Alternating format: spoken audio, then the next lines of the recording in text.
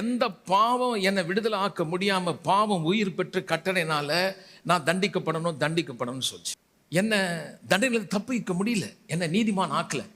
அப்படி செய்ய முடியாத தேவனே செய்யும்படி என்னை நீதிமானாக்க, என்னை பரிசுத்தமானாக்க, தேவனுடைய ரட்சிப்பை பெற, தேவனுடைய நல்வாழ்வை பெற, உயர்வை பெற தேவனே செய்யும்படி என் பாவத்தை கொண்டு போய் அவர் சரீரத்து மேல வச்சு அடி நடிச்சார். அந்த சரீரம் தண்டிக்கப்பட்டது.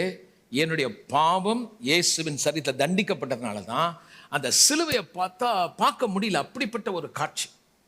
இந்த உலகத்தின் கஷ்டம் பிரகாரம் நான் சிந்திக்கிறது இல்லை, அதை விட்டுட்டு வேற விதமா சிந்திக்கிறேன். எப்படி எண்ணுகிறேன்னா, எனக்கு தெரியும் எனக்காக ஒருவர் மரித்தபடினாலே அந்த ஜீவன் எனக்குள் வந்திருக்கிறது.